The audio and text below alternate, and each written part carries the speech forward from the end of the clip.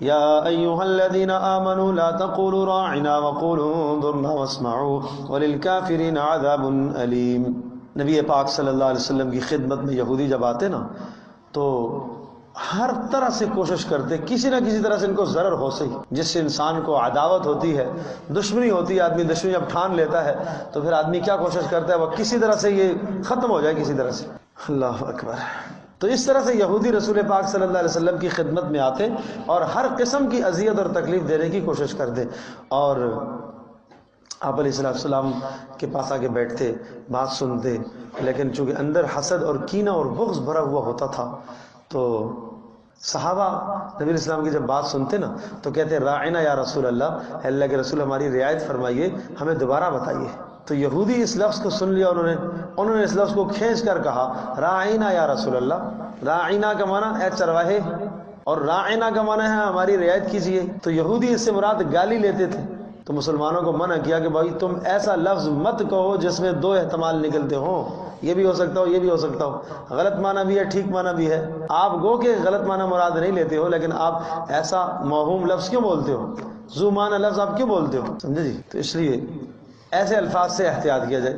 تو یا ایھا الذین آمنوا لا تقولوا راعنا، اے ایمان والو، لا تقولوا مت کہا کرو راعنا، راعنا مت کہا کرو۔ راعنا کا معنی کیا ہے؟ ہماری رعایت کیجیے۔ وقول انظرنا، اور اس کے بدلے میں آپ یہ کہا کرو انظرنا کہا کرو۔ انظرنا، انظرنا کا معنی وہی ہے ہمیں دیکھیے، لیکن اس میں دوسرا احتمال نہیں ہے۔ واسمعوا، اور توجہ سے سنا کرو تاکہ تمہیں یہ کہنے کی ضرورت ہی نہ پڑے۔ وللکافرین عذاب علیم، اور جو نبی کی شان میں گستاخیاں کرتے ہیں، یہاں آ کر مجلس میں بیٹھ کر چالاکیاں کرتے ہیں، فرما ان کے لیے دردناک عذاب ہے۔ اب ایک بات بڑی اہم ہے، سمجھنے کی ضرورت ہے کہ اب اس آیت کو برقرار اللہ پاک نے رکھا، حالانکہ قرآن مجید کی بے شمار ایسی آیات بھی ہیں کہ جو نازل ہوئی اس زمانے میں اور پھر اللہ پاک نے ان کو واپس لے لیا، منسوخ ہو گئی۔ جیسا کہ سورۃ الطلاق 28ویں سے بارے میں ہے، 2 رکوع ہے۔ حضرت عائشہ رضی اللہ تعالیٰ عنہ ارشاد فرماتی ہے سورۃ الطلاق سورۃ النساء جتنی تھی اتنی بڑی تھی، اللہ نے وہ مضامین واپس لے لیے، منسوخ ہو گئے۔ تو اس آیت کو اللہ پاک نے کیوں برقرار رکھا، منسوخ کیوں نہیں ہوئی؟ اس لیے کہ اب تو نہ تو نبی موجود ہیں اور نہ اب لفظ راعنا کی کوئی بات ہے، نہ انظرنا کی کوئی بات ہے۔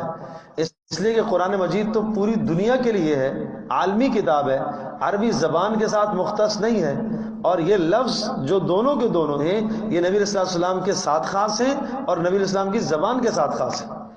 زبان بھی عربی ہو تو تب، اور مجلس بھی ہو نبی کی تو تب، لیکن لفظوں کو اس مضمون کو برقرار رکھا۔ اشارہ اس بات کی طرف ہے، اشارہ اس بات کی طرف ہے کہ اللہ تبارک تعالیٰ کو وہ لفظ بھی گوارا نہیں جو یہودی بولتے ہیں، تو اگر تم یہودیوں کی ثقافت کو اختیار کرو گے، ان کی تہذیب اور ان کے چال چلن کو لوگے تو اللہ کو کیسے پسند؟ اس مضمون کو سمجھانے کے لیے شاید کو برقرار رکھا۔ یا ایھا الذین آمنوا لا تقولوا راعنا، اے ایمان والو مت کہا کرو راعنا، وقول انظرنا، اور کہا کرو انظرنا، ہم ہاں انظرنا کہہ دیا کرو، واسمعوا، اور توجہ سے سنا کرو، وللکافرین عذاب علیم، اور کافروں کے لیے ہے عذاب دردناک۔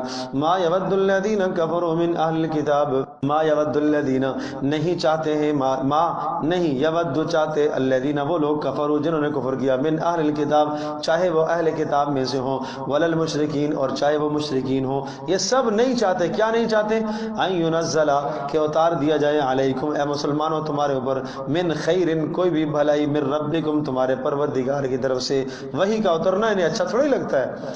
واللہ یختص برحمتہ من یشاء، اور اللہ تبارک تعالی خاص کر لیتا ہے، مختص کر لیتا ہے برحمتہ اپنی رحمت کے ساتھ، من یشاء جسے چاہتا ہے۔ واللہ ذو الفضل العظیم، اور اللہ تبارک تعالی خوب فضل فرمانے والا ہے۔ ما ننسخ من آیت او ننسها نأتی بخیر منها او مثلها، ما ننسخ، اللہ نے جواب دیا ما ننسخ من آیت، جس آیت کو ہم منسوخ کرتے ہیں، او ننسها یا اس کو ہم بلا دیتے ہیں، نأتی بخیر منها ہم اس سے بہتر لے کر آتے ہیں، او مثلها یا اس سے اچھی یا اسی کی طرح کی۔ علم تعلم کیا یہ تو نہیں جانتا، ان اللہ علی کل شیء قدیر، اللہ پاک ہر چیز پر قدرت رکھنے والا ہے۔ جب یہ بات آئی نا کہ بھائی آج کے بعد تم راعنا نہ کہا کرو، انظر نہ کہا کرو، تو کچھ لوگ کہنے لگے یہ کیا بات ہے، یہ نبی ایک دن کسی بات کا حکم دیتا ہے اگلے دن اس سے منع کر دیتا ہے، پہلے ٹھیک تھا اور اب منع کر دیا کہ یہ نہیں کہنا، یہ کیا بات ہے، یہ منسوخ ہو گیا۔